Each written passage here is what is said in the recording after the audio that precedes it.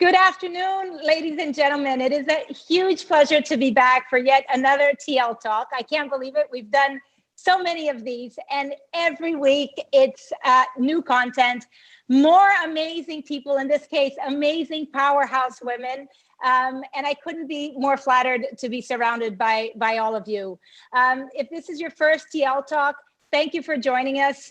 If it's the weekend, if you're having a glass of wine, thank you. I think the beauty of our digital space is that you can join whenever it's convenient for you. So log on. If you're watching us on YouTube, please subscribe and share.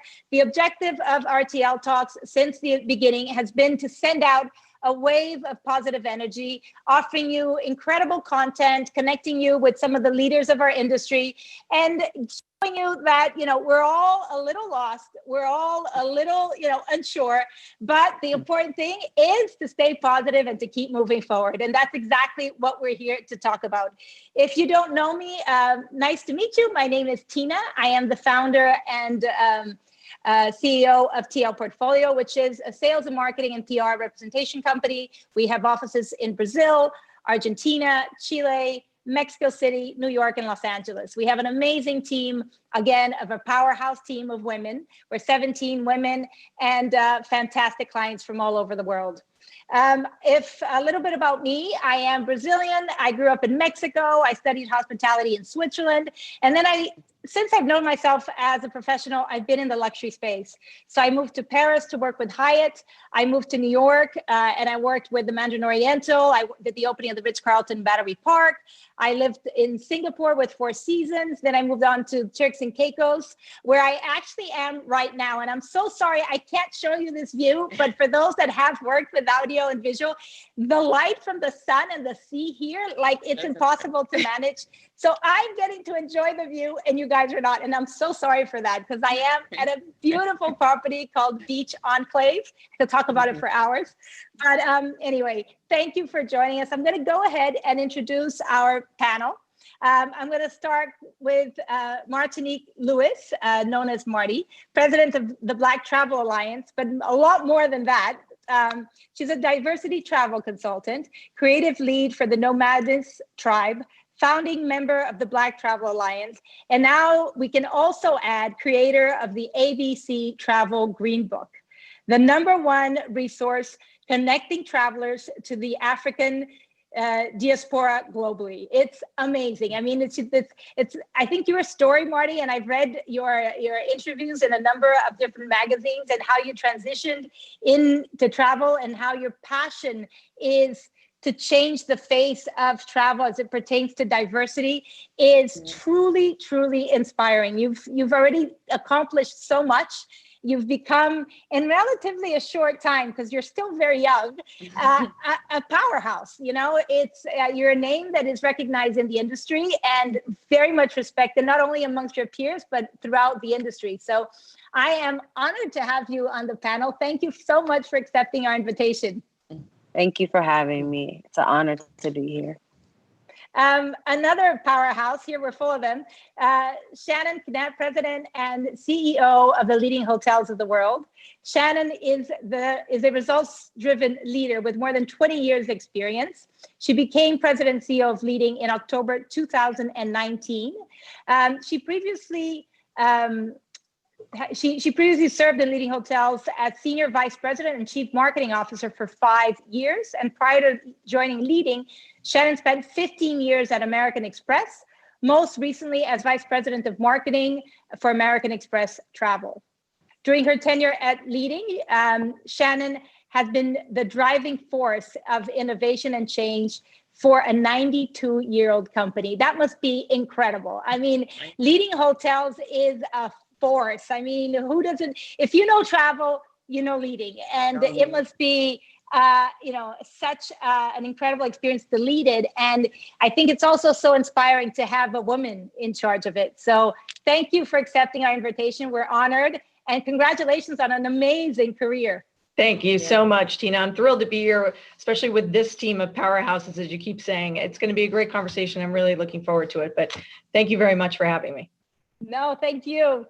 last but not least, Kamala Cummings.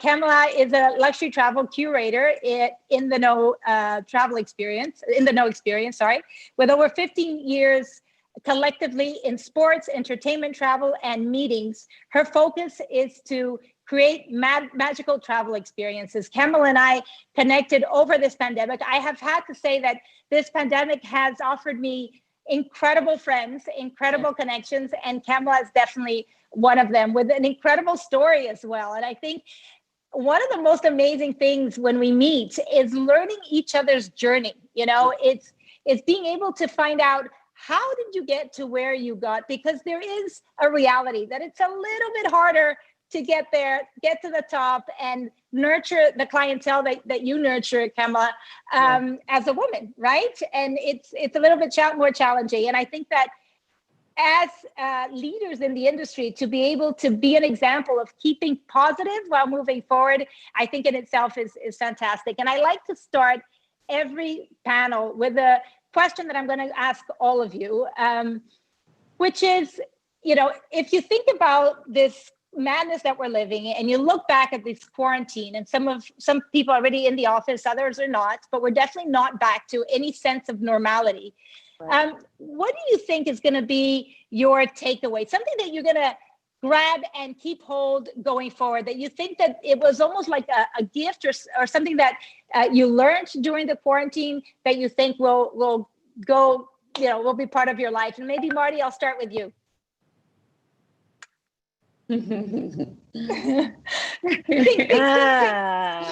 Marty's like, oh, wait. I was like, I thought she was going to start with somebody else. Then I could just go off of you guys. Okay, can you repeat the question one more time so I can make sure I answer it as best to my abilities? So what's your takeaway? What did you learn, or what did this pandemic or quarantine moment give you? Did it change anything in your life? Did it give you a lesson that you think that you're gonna take away from all this? Yeah, it's so funny. So at the beginning of every year, I do a vision wall instead of a vision board because I need space, right? And there was all these things on my vision wall that I didn't understand how I was going to do. Like, you can save money, you know? There was things on there like get organized and stay organized. And throughout this process, I've been able to. Part of the reason is because when you're in the travel sector and COVID happens, you have to learn how to sit down in your four walls that you are not used to being in. You cook in your kitchen the most, you sleep in your bed consecutively for 2 months, which is something I had never been able to do.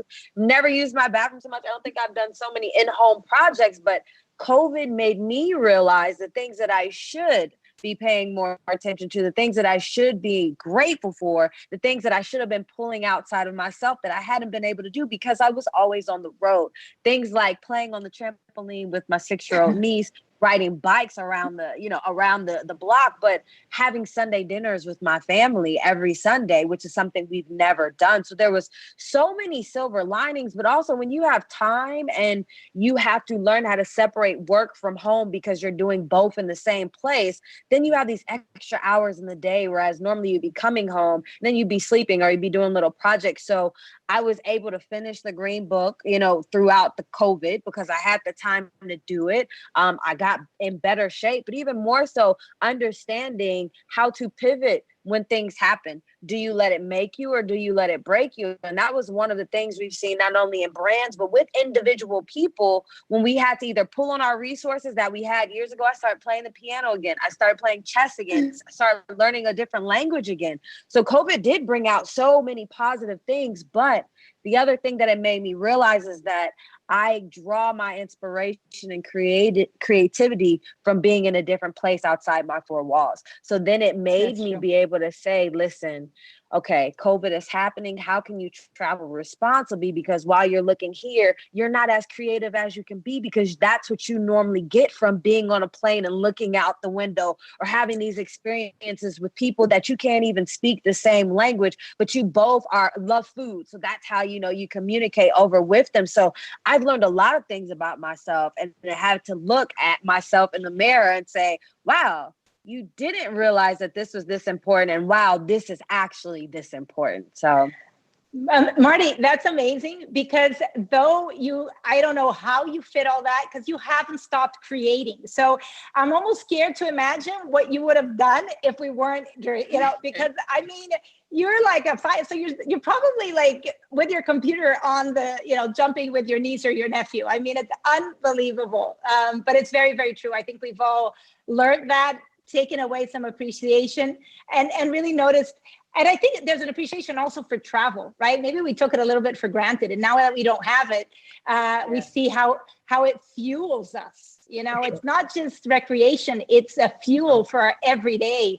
And I'm sure, Shannon, you're living the same situation, because I'm sure you didn't spend a lot of time at home. Oh, without a doubt. I mean, I couldn't agree more with Marty, although I can tell you I have probably about half the amount of energy that Marty has, just based on what I've heard she's accomplished over these last 6 months. So kudos to you. I have 2 little kids, so my energy is very quickly sapped out by about 5 p.m. I'm ready for bed. But yeah, I mean, I agree. A lot of things, this has been a very difficult time. Let's make no mistake about that. But I will say that there are many silver linings to be had, and many silver linings to be seen. And I think, one of my takeaways at a human level, at a macro level, that I am happy to have seen in this is the resiliency of people. And I've seen it at every level. I've seen it, the ability for people to respond and adapt and even thrive in these new circumstances. From the lowest levels, like my kids, we actually picked up and moved out of New York City in about 3 days, moved down to southern Mississippi, where my wife's family is from, and lived there for 5 months. My kids had never spent any serious time there. It was an entirely new experience for them. And they just went with it, and they had a great time. They had the time of their lives. My team, to see them adapt and thrive and take on new challenges and new responsibilities and really engage and embrace, it has been tremendous. And, our hotels and what they've done. So I think the resiliency of people, and myself included, has been a really great kind of macro human thing that I've embraced in this time. The other thing, and Marty kind of said this too, I think there's 2 things that have been critically important in this journey that I want to make sure I carry with me is, not a day goes by that I am not grateful for all of the blessings that I have, regardless of, what is going on around us. Every day I am grateful for, my family, my kids, my health, the opportunity that I have to lead this 92-year-old institution. So gratitude is very much so a part of my life. And the second part is perspective. And I think, certainly Marty touched on this too. We spent, I spent half of my time in the air in different, countries and different places in the world, which obviously brings one kind of perspective. But having this new perspective has also opened my eyes to things that were right in front of me all along that maybe I missed because I was running, because I was getting on a plane, because I was meeting, because I was going out at night to meet clients. And it just, when you have a moment to sit, it's amazing what opens up before you that could have been there the whole time. For sure. So resiliency, perspective, and gratitude for me are things that I'm very focused on bringing forward to whatever that new normal is when we get there. I couldn't agree with you more. And I just hope that there's a sense of balance, to think, wow, I can see when I'm not running so intensely, I can create, I can, I don't know, there's a sense of balance that it's like, how do I know that this thing is going to come back with all its force, around the corner, we're going to get an explosion of travel because everybody's dying to do, to get back there. Yeah. But how do I hold on to that? And Kamala, I'm sure you're living the same thing. Yes. Absolutely. And I think the word that you just used, balance, is something that was super important to me because prior to, COVID, we've been used to running and doing and neglecting, for lack of a better word, in some instances, and not balancing the things that are important. And what my biggest takeaway is family. It's balancing my career with the things I love. And really, it gave me a chance. The silver lining for me was being able to rest, because up until this time, I've been going 5,000, 6,000, whatever. And this time was like, stop. stop. What is it that you really want to do? And for a minute, I did. I slept. I spent time with my parents. I cook every day. And I started finding the things that motivated me inside of the home, inside of myself, reading and picking up things that I lost because I didn't have the time. But I remember when he first started a band, it said scars tell stories. And this is how I look at everything that's happened this year. There will be some scars that come from this because of the loss, because of so many different things. But each and every time we'll have a story to tell from that. And that's kind of what I'm holding to, eager to get out to travel, but I'm going to travel differently because all those things that I wanted to combine, travel, fashion, and food, bringing that all together, that gave me a chance to plan and do that in a way where it's going to be fun. And I'm not like sleeping with my phone and my laptop in the bed. For sure. Unfortunately, I have we've all done that. And it's true. And I think that that appreciation, when you say family, it's interesting because for those that have the luxury to be close to family, they've enjoyed a lot more time. And for people like me that had my family away, and we would travel, and so I'd see them every other month, and we would always, suddenly when the borders closed, we were separated, and months and months and months went by. And I remember I spoke to a few friends that said, "Oh my God, I'm stuck in quarantine with my family." And I said, "Oh, you're so lucky." And they said, "Oh no, we can't stand each other." I'm like, no, you're missing the point. You're lucky, and that's the thing, it's appreciating what you don't have. And so that when you have it, you actually, get the most out of it. And I think that's an important message. So I'm going to start with Shannon. I always keep thinking, a 92-year-old institution that's member funded, located in 23 markets. And you saw, I believe, 80% of your hotels closed during the early years of the early month of the pandemic. I mean, that is nothing. I can't imagine anybody being prepared for that. When we spoke earlier, you called it an acute disruption, which I think is very well put. But you also talked about how you saw a positive movement, as you said earlier, of efficiency, creativity, speed, passion, ingenuity. And I think that that's what it's all about. It's holding on to those pearls, to those sweat and that comes out of it, when you feel squeezed by the situation. Can you share with us a little bit of what was it like to be leading this company, going through everything that we're going through? Yes. Do you have a minute? So, I had a really good timing becoming the CEO of this company in October of last year. Anyone else? Anyone? Wow. So, no, what I would say, Tina, is 92-year-old institution and agility and ingenuity and innovation don't often go together. But, certainly what I can tell you, I can say with hand on heart, the positive team outputs that have occurred because of this crisis we're in. You mentioned it. Over 80% of our hotels were closed in April and May. We're about back to 80% open now, which is great news. But we are a 100% member-funded organization. So we're not a profit-driven organization. We are here for those who may not be familiar with leading, we are a sales, marketing, and distribution company supporting 430 independent luxury hotels around the world. So they have chosen to remain independent. But certainly if you're a small hotel in the middle of the Swiss Alps, you may not have the resources to be able to cultivate new markets, in Asia, or new segments in the US, or have the digital expertise. And what we try and do at Leading is to deliver platforms, programs, technology, marketing solutions to empower the success of the individual hotels so that they can continue to stay independent. And so that is a mission for us. That is a passion that many of us here have. And what I will say is, during a time of crisis, I think you can kind of, go one of two ways, right? You can be paralyzed and you can fret about the information that you don't have, the knowledge that you don't have, or you can simply put one foot in front of the other and focus on what you can control.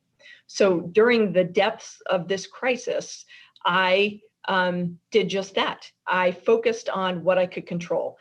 It's how I survived the first 3 months and how we collectively survived together. I quickly realized that I could not control what was happening with the virus, obviously. I couldn't control the impact on our world, on our communities, on our industry, on our member hotels, on our company, on our people. But what I could control was my response to it. I could control how much cash we would burn through on a weekly basis. I could control the transparency and clarity of my communications with my employees and my member hotels and my clients. I could control the way I showed up. What was the energy that I was bringing to my team every day? Was I giving the right balance of reality and hope? Was I setting clear priorities to ensure the team was focused on the most important things that would help our members the most? That was really where I focused. And I also took inspiration and motivation, as we talked about, Tina, when we spoke last week, from my members, from my member hotels, many of whom were doing extraordinary things in service to their communities and their employees and their guests and clients. Some teamed up to raise money for vaccine research, to support to feed the members of their community, doing extraordinary things with their physical properties. And as I mentioned earlier, the thing that I focused most on every day was making sure I did take a moment and have that moment of gratitude for my blessings, for my health, for my family's health, and to keep that perspective that this too shall pass. It feels so incredibly draining and negative at any single point in time. But think about how quickly 2 years has passed. Right? Yeah. Think about how quickly 2 years has passed. We will be looking back on this time. And I loved what you said, Kamala, about scars. We'll have scars from this. We'll have survived. We'll have battle scars from this. But it's a specific moment in time, and we will get through it. Focus on what you can control and try and maintain that perspective. And that was the way that's the way I kind of live every day, quite honestly. But it's such a beautiful lesson that you're sharing, because it can sound very easy to focus on what you can control. And yet we spend most of our days, or it's so easy to do that, to be worried about something that is completely out of your control. Exactly. But it can take away all your energy if you let it. And so that discipline, or really to say, if I can't control it, there's no point focusing on it. I need to do exactly what you did. And that is extremely inspirational. It's beautifully put. Thank you. Marty. And if I could just interject a little, the scars that we will see moving forward will also remind us of the blessings that came from that. We won't look at it as in a painful way. We'll look at it like, we overcame that. Yeah. The relationships that we built in between that time, how we leaned and loved on each other. So we will look back on it in a beautiful way, as opposed to, and some of them may sting, but I think that the good will outweigh the bad for sure. Totally. Couldn't agree more. Yeah. It's a reminder of, coming together, and it can be a reminder of coming out stronger, right? Yeah. For sure. Marty, in an interview with Forbes in November 2019, titled "This 32-year-old entrepreneur quadrupled her income becoming a Black travel consultant."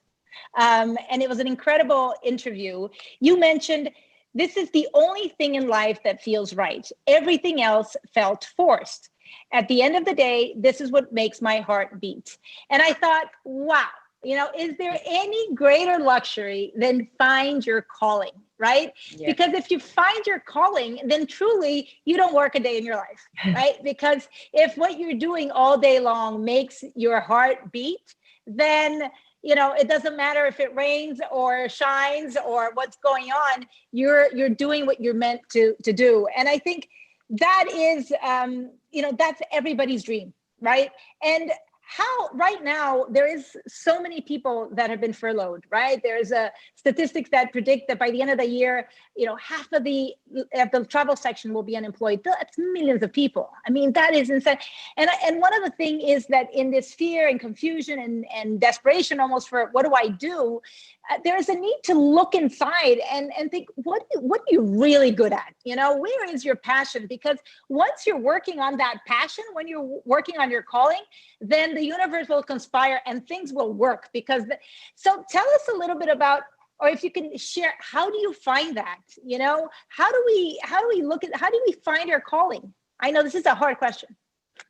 Yeah, no, and it's so interesting because I think with my generation, we're such a free thinkers generation, right? It's always interesting when me and my parents are talking, because for so long they used to be like, when people used to be like, what does Martinique do? They'd be like, sit upstairs on her computer all day. And I'm like, I'm working. But because their generation was taught, go to school, go to college. And if you don't go to college, get a good job, stay in that job for 30 years, retire, bam, you're done, right? And so my generation was like, okay, go to high school, maybe go to college if you feel like it. But if you don't feel like it, maybe start your own company or work for somebody else's company, be a creative, go on a gap year, to a different country, go backpacking in a different country or around the world for a year. Like my generation did something very different. So it was me trying to fit into my parents' generation and what they thought I should be, and then me just being like, you know what, I can't. Like,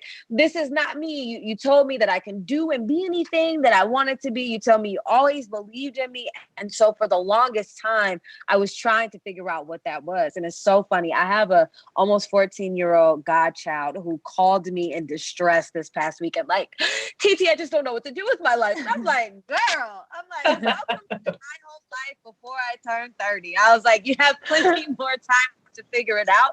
And eventually you'll know, because it'll just click. And that's how it was with the diversity and travel space. It wasn't something that every day I dreaded doing. When I opened up my computer, it wasn't something I was like, I don't want to go to this office today. It was like, this is what I'm going to do, and nobody's going to stop me, and I'm going to do it until I get my point across. And I'm not afraid to go broke. I'm not afraid to lose friendships over it. I'm not afraid to be blackballed over it, because I'm doing something that I'm passionate about to advocate for others, especially in the travel space. And so when I just started doing it, it was natural. And I was like, oh, this is what I was supposed to be doing. People are always like, how did you end up in travel when your background is in fashion? And I'm like, yeah, right. You know what I mean? And then I was like, and if you would have asked me before that, you wouldn't have told me I wouldn't have been in the WNBA by now. So we go through these different periods of life where we're constantly finding ourselves, but it's because of the experiences and the interactions that we're having as we're going on through our next journey and our next chapters. And I'm telling you, this one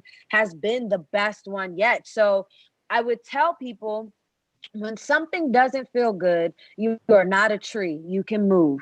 And I always used to have to say that. I remember it used to be me and my coworkers, we used to hate our job. And I used to be like, but why do we show up every day? Well, I have this to do. I have bills to pay. And well, those are good reasons, but are you going to continuously be miserable in a place that will not allow you to just spread your wings and really work in the gifts that you have?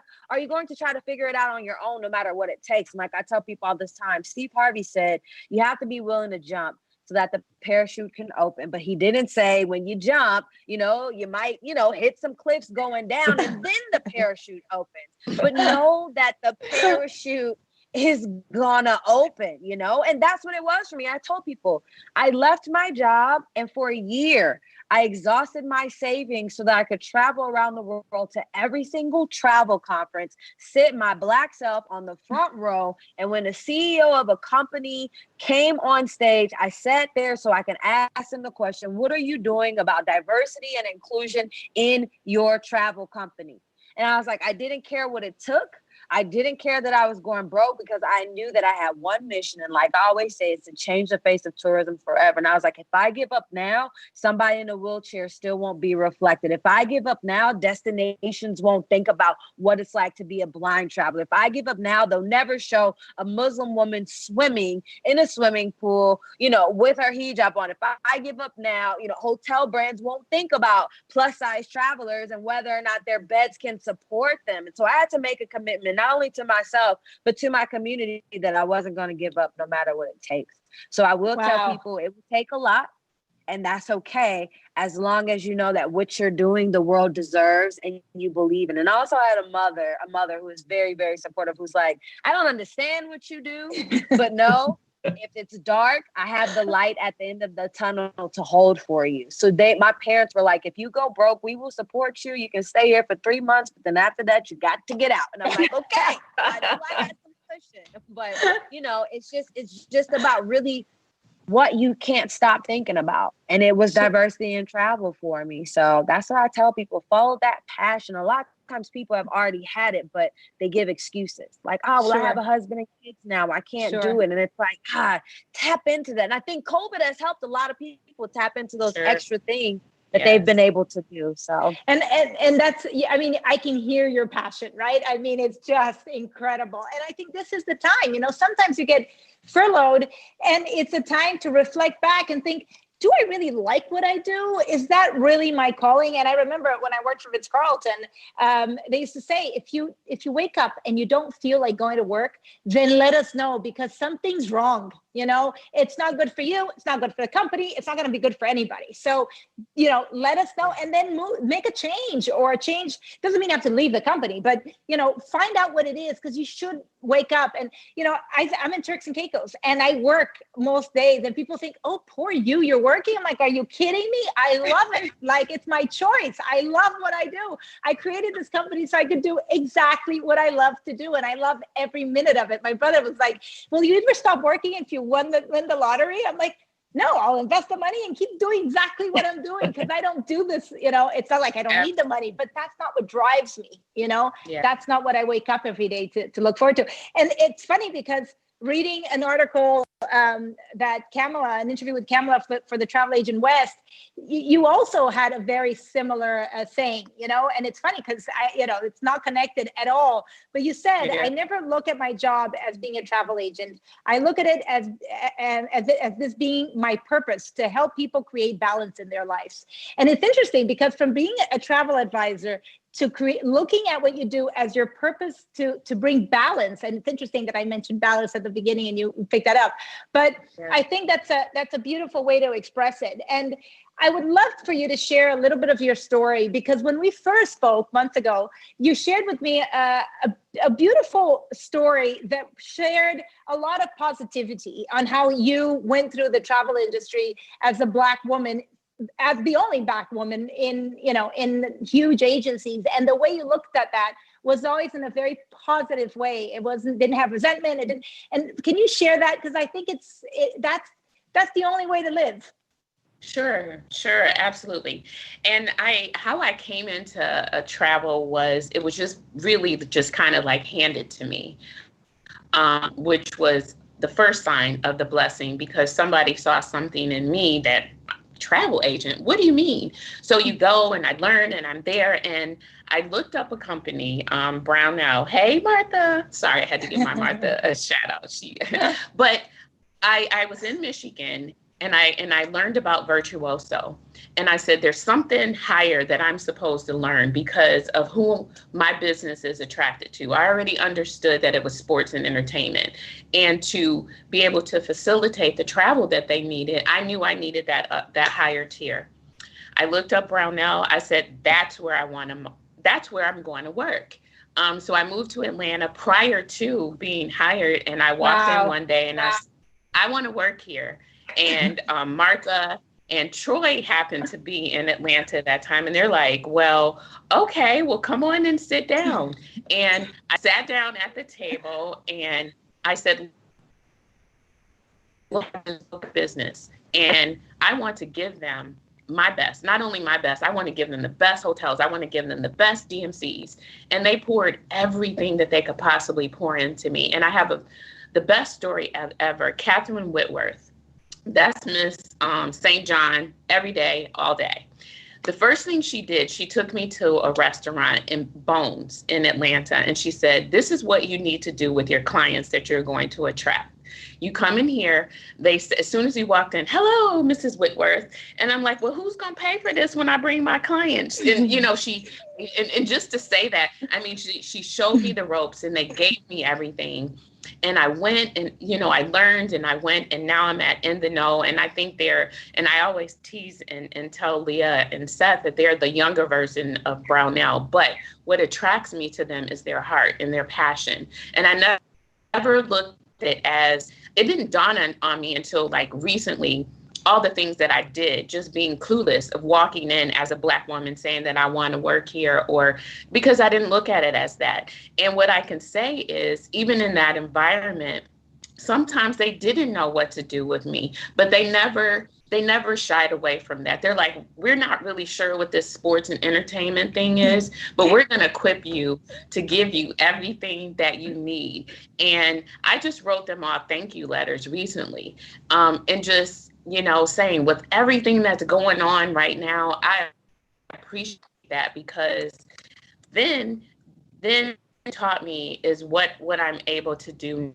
I won't ever, not only forget that, but the travel that I've learned in between that time is just unprecedented. It's just amazing. But now that I know, what I have to do is, I want other people to have that same feeling that I get, walking in with that same boldness. And, I'm just grateful to growing up in an environment where my parents taught me, like, if you want something, go and get it. And travel I say it's my ministry, it's my purpose, because I don't take new clients until I kind of meet you. I listen, because you will be referred to me, and well, my friend said that I should travel here, but I'm always listening. What is your passion? What do you want to do? Why are you going? And then I'm able to do that and facilitate that. And that makes me feel good, because maybe and I'm all about love and marriage, and maybe you need to take a little getaway, and then setting up things in their room to remind them of why they got together in the first place. No, so I think it's amazing. That. Yeah. No, you did. And, we had Troy Hatz with us on a previous panel, and what an incredible leader. I mean, he is fantastic. And I thought your story was especially interesting, because it was only after you had joined and you were working that you realized you were the only Black woman there. And it was, it just didn't even occur. And you're like, oh, look, there's nobody else.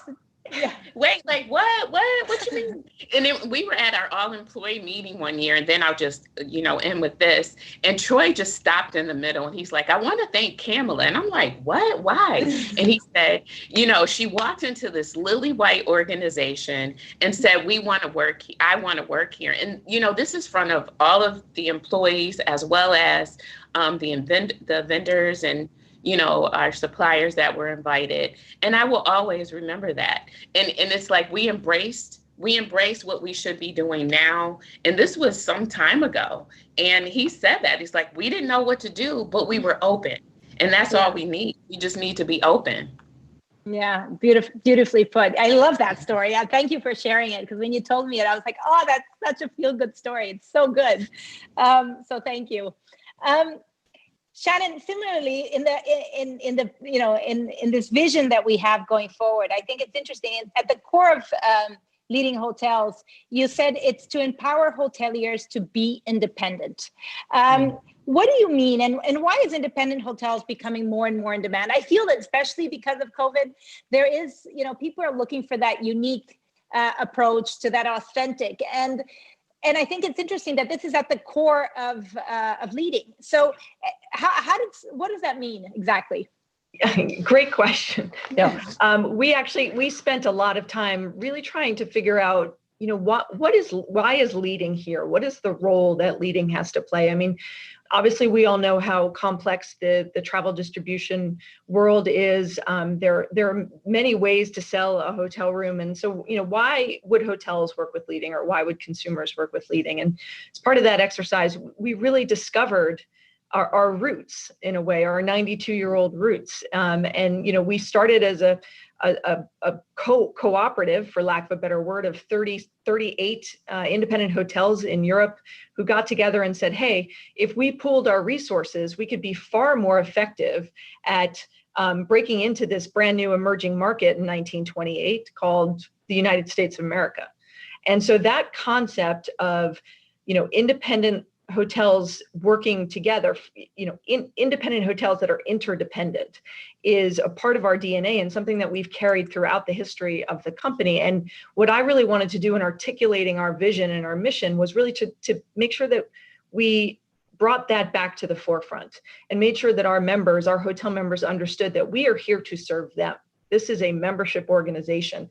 So the concept of empowering hoteliers to stay independent is really about helping them do what they may be not able to do as well for themselves. So I mentioned earlier, independent hotel in the middle of, the Swiss Alps, which is always my example because we have so many hotels in Switzerland, or Italy, or, the US, but they don't have the infrastructure of a brand. They don't have the CRM, and they don't have the technology infrastructure, and they don't have the global sales force, and they don't have a giant database. And so our role is to kind of fill that need for them, to empower them and their individual hotels to be successful. Yeah. And to provide that platform for them so that when the big brands come knocking, which they are doing with more and more enthusiasm these days, our hotels have been established in their market. They have strong positions in their market. Their financials are strong, and they can have the confidence to say, no, thank you. I choose to stay independent. So that's what that mission is about. And it really is for us, a passionate commitment that everybody at Leading truly believes in the importance of the independent luxury segment as part of the broader hospitality, world, because I do believe that segment is somewhat under siege right now. I think COVID is actually exacerbating the challenge because many of these independent hotels are financially distressed because of obviously the complete end of all travel. And the big brands or the big owners are coming in and knocking on their door and offering a lifeline of capital. And, I worry that the independent hotel segment is really potentially at risk. And so our job is more important than ever to support their individual success so that they can continue to live their vision, the owner's vision of this. In many cases, our hotels have been in families for, 5-6 generations. And so this is a family asset and gem. And so to enable these owners to be able to continue to remain independent is something that is something we feel extremely passionate about. No, and I think it's an important mission because, remaining independent also means, maintaining your origin, your roots, your story, your heritage. Exactly. And very often it can not be lost, but it can get a little bit confusing when you're part of so many others, right? And I think that's also been a challenge for the bigger brands to say, how do I keep it under one umbrella and yet have so many personalities, right? It's an interesting moment we're living to see how that space is gonna change. It's very, and I think that when we talk about selling hotels, again, I love to refer. I have an amazing team, and they do all this history, research, and they go back into all the interviews you've participated in. And Marty had another good one with Condé Nast Traveler, and I'm gonna quote what you said here. You said, "It is easy to show your beautiful hotel, but are you mindful or plus size guests how to enter the room? Are you conscious of how close you put a Muslim family to the restaurant during Ramadan? Is the pool wheelchair accessible? Do you hire Black and brown people for more than just housekeeping positions? All these factors matters. Until companies tackle these issues, the industry will continue to have problems. Brands often ask me, where do I start? My answer is always the same. Until your team reflects inclusivity internally, you won't be able to make any changes externally." And I thought, wow, what an answer. It's true, right? I think I couldn't agree more. And I think you've been at the forefront of helping brands, move forward. Because that's, at the end of the day, I had a conversation with Kamala about this. At the end of the day, part of staying positive is focusing on tomorrow and not dwelling on yesterday. Not that we want to forget it, because it's very important. It's our history, right, and stuff, but you have to keep moving forward, right? You want to. And so I would love, Marty, if you could share an example of a benchmark, because we keep talking about how do I change? What do I do? Who has been able to change and how have they done it? Is there somebody or some company or some brand that you worked with or independent, it doesn't matter, that you can share a story that was actually, a benchmark, somebody that's led the way, made the change? Yeah, it's really interesting. Actually, in 2018, I was at the Women in Travel Summit, which was held in Canada. And at the time, at the end of the conference, they always show you where the conference will be next year. So they started showing us, And, people are really, really excited. So we knew it was the people from this DMO, and they're so excited. But as you looked on the faces of anybody who was Black or brown, they were furious. And the company was Maine. It was Maine's DMO. And it's because they didn't use anybody of color, anybody that was differently abled, anybody that had any type of physical disabilities in their tourism video. And so after the video, immediately the lady just got bum rushed by people. And I just was like, I feel so bad for her, because she's not the one who shot it. She's probably not the one who made the decision, but she's their representative there. So she's taking all the punches for Maine right now, And so at the end of the day, I just pulled her to the side and I said, well, I just want to check on you. I don't know you, but I just want to know how you're feeling, because I know that was a lot. And I was like, but you know how you felt uncomfortable? I was like, that's how we feel every time we see anything that has to do with visiting Maine. And I told her, I said, I've never been to Maine, but I know Maine is somewhat diverse, regardless of what people say. There's a huge Mexican population there. There is a Black history part. I was like, Maine has friars, and maybe that's something that you should be showing, And so the next year, the conference was in Maine, in Portland, and so some of the people invited us on a press trip, and the press trip was completely diverse, and it was so interesting because the whole trip, which was about 5 days, it was us sharing our experiences as minority women in the travel space. So many people's eyes were open just going through the trip as to what we experienced as travelers, that the people who actually were from the team were like, we had no idea. And we were like, yeah, because you're privileged. And we need you to understand not only privilege, but unconscious bias. So now also what they did is they hired a photographer to follow us around. So all of a sudden you have all of these photos.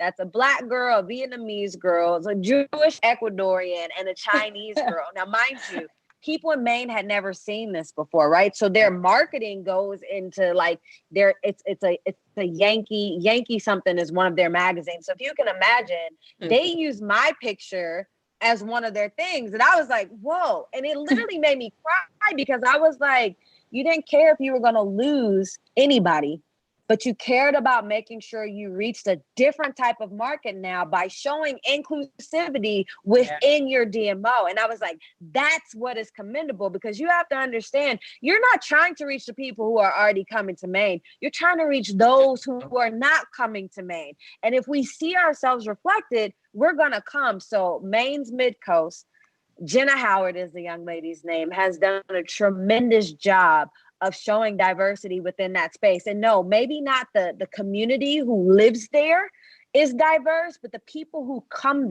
there can be diverse. And that's what matters, is that people feel welcome when they're looking at a destination or any type of travel brand. So Maine did a incredible job with that, and they have seen the numbers going up. So we know that it works, but for them to do that, it just was like, thank you. It was outstanding. They've been nominated for awards. They got an inclusion award. So we know that it works. But like I told them, we're 70% more likely to go where we see ourselves reflected. And a lot of times that's the first thing Black and brown travelers do. We'll go to your social media to see if there's anybody who looks like us there. Because for one, it's a safety issue. But secondly, we want to know that you thought about us. We want to know that you want us there and that it's okay for us to come. So yeah, Maine's Mid-Coast definitely are somebody who to look forward to. But to find other places, I come out with a diversity and travel report card every year. It can be found on my website.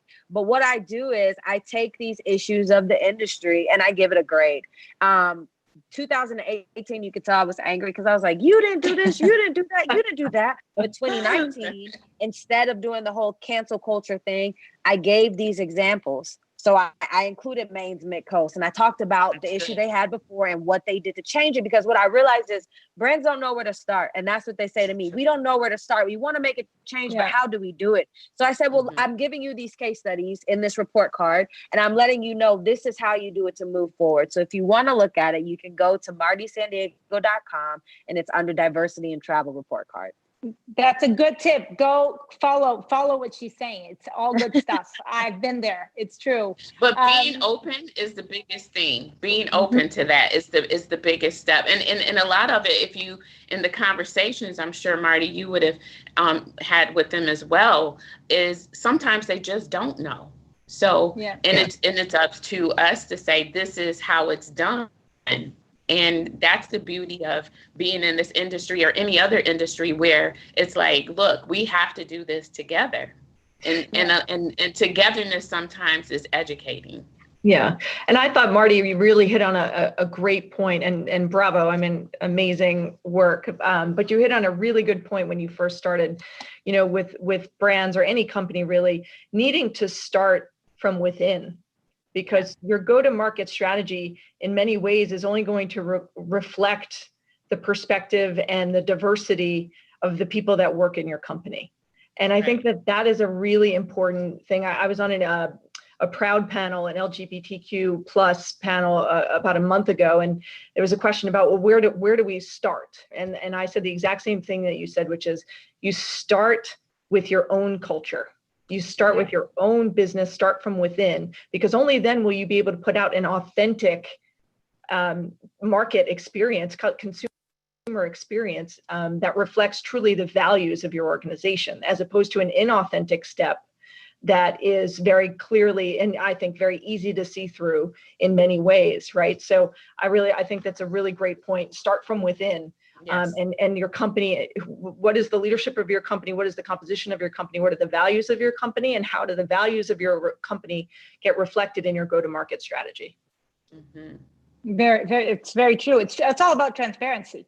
Now, this whole, and the same thing with sustainability, there's been so much hype and so much desire to grab that market, but people really want to understand, really, like, show me, mm-hmm. where does it go? Where is it? And so that's a very good point. And I could stay here talking forever. I mean, this is like so much energy here. I wish I could say, I want to, end the way that I always end these panels. And I'd like to go around and listen to you ladies. So if everybody that's been listening to us were to forget everything that we just said, and you want to leave them over the weekend or beyond with a little message, a little seed in their minds, or give them a little, a little touch from you, what would you leave them with? And Kamala, I'll start with you. What's your message? My message is learning from what we've gained through this year, everything that has taught us, the good, the bad, and everything, and growing from that, and really digging into our passions. If we're passionate about travel, sharing that with others, sharing how that happens, sharing experiences. And I know it's a little tough to travel now, but there's so many different places where we can go locally. Hotels, and just reaching out. And I think that, traveling, I would love for all of us to go on a great trip. So, but Tina, I'm putting that out there now. But it's going at, 2 thumbs up from Shannon. It is. Oh, Marty said she'll take off. Okay. But it's just great. And what we learn from here is taking the good with the bad and learning to really be appreciative of what we have. We started out, Shannon started it out just the way it should end. Every day, waking up, being grateful and thankful for what we already have. And just how can we help other people? And I think that's it goes back into why I'm even in travel. I want people to know that you can still spend, but I think the blessings and the things that you take away by learning about other cultures, having dinner and dining and learning about other people is what's going to make us more loving, make us more stronger. And a lot of the things that we kind of shy away from things is because we don't know. But conversations like this need to continue to happen, and having fun with what we do. I think some of my best fam trips have been with a diverse group. And I'm just going to share this one story. When the W in Vieques opened, I went with like 8 ladies, and let's see, it was I forget, there was an entertainer. We had an entertainer. Nobody knew. Robin Thicke, I'm so sorry, was the headliner that weekend. Nobody knew who Robin Thicke was except for me. And I'm looking and I cried. I crying because he was like doing his session, warming up right outside my balcony. And I'm like, this is travel. And those are things that I just embody. And we were his special guests. And Robin Thicke, really? In VS. Most amazing thing. Those things is what I want to share with other people, whether traveling with me or experiences that they do with their family and friends. And that's what it's all about. And at the end of the day, that's what we're going to be held accountable for. How did you handle and what did you do with the gifts that you have? So I'm hoping that I exude that in everything that I do. And I took a class 4 weeks with the design hotel groups, and I want to share this. It says, how can we intentionally design our lives and our work around the things that matter most to us? Inspiring people, remarkable. Can you repeat that little end? Inspiring people, and then what? Sure. So it says, how can we intentionally design our lives and our work around the things that matter most to us? Inspiring people, remarkable places, and a sense of purpose. Yes, well put, beautiful. And by the way, you do exude all that. Your energy, your passion, it's very, very much felt. So keep doing what you're doing, because just by that, you're already inspiring many. Shannon, tell us a message. So it's something that when I get this question, I have a fairly consistent answer to this, because I firmly believe it, which is we cannot question that this year has been the most turbulent and emotional that many of us have ever experienced. It's difficult to overstate the impact that this global pandemic has had on our world, on our industry, us as individuals. Not a question. However, with all of that said, I also believe that this crisis, as we have talked about, has brought out the absolute best in so many in our community. I have witnessed incredible demonstrations of humanity and kindness, competitors working together to support their local communities. I've also been inspired by the agility and the creativity that this crisis has fueled from how we do business, whether it's industry colleagues, Tina, like you, creating new platforms to bring people together, for educating and encouraging the community during this difficult time, or to the hotels who are doing extraordinary things for their clients and guests. So my message is this: don't lose this humanity and creativity when things return to normal, whatever that's going to look like. Continue to challenge yourself to think differently, to question things. Keep that disciplined focus on what matters. Don't fall back into old habits of doing things because that was the way we always used to do them. As difficult as this year has been, I believe that the humanity and the creativity of this travel community has shown that it has shown will do more to advance our industry than anything we've done in the last 5 years. Don't lose momentum. So true, and so in point with our theme. I mean, That's could you, great. totally in point. And I just want to say one thing: the collaboration that has come out of this pandemic is, to me, one of the biggest gifts. We've created with TL Portfolio and 4 other incredible representation companies in North America. Index Select and Janine Ciafelli and Beatrice Mercado and Cheryl and and Kai, coming together to create an event called RepFest. It's going to take place in October, bringing, energy, the passion, and making it a nonprofit event to help a charitable organization called Every Mother Counts. And so it's a 2-day thing that we're all working together on this. We're working together, and it's I can say that I'm sure the event's going to be amazing, but just the exchange that we're having every week, coming together, exchanging our idea, laughing, bonding. It's like, wow, why didn't we do this before? Why did we have to be? Because no one had time. Right. We're so busy. And we were so busy making our company be number one. And what a waste. We're all number one together. Yeah, what a waste. And I don't want to spoil her, but Marty is going to be she's going to be a speaker at the Rep Fest, and so that alone is worth paying your $20.21. That's going to benefit a charity to listen to her, because she's a powerhouse speaker. And on that note, Marty, you're welcome to take it home with your final message. Yeah, I was scared at first. I was thinking, oh no, what am I speaking at? But I'm like, oh yes, Rep Fest, end of this month. Yes. I'll leave with this. Diversity and inclusion is not a buzzword. It is a call to action. And that means that you have to put action forth, even when it's not trending on social media because we lost somebody. It is something that you make a commitment with your brands and with your companies to do 24 hours, 7 days a week. Whenever you do something, always think about how somebody who does not look like you would have the same exact experience that you had, but it'd be different because of the way they look, because of their differently abled abilities, because of their sight, because of their size, because of their age. So please, if you say diversity and inclusion matters, we want to see it, and we don't want to have to tap you on your shoulder to say we cannot see it. So just know, again, diversity and inclusion is not a buzzword. It is a call to action. I agree. And you're an inspiration. So with that, ladies, I wanted to thank you. Beautiful. Yes, beautiful. No, every time you girls talk, I get goosebumps. I'm like, ooh, there I go again. So thank you so much for sharing your time. I know everybody has their lives kind of upside down. So I really, truly appreciate you joining us for this talk. I'm hoping everybody's going to have a great weekend. I'm sure we're going to leave a lot of content, a lot for people to think about. And again, if you enjoyed these talks, please share it. I think there's so many important lessons here. And the more people that we can reach with positivity, the better we will all be as an industry.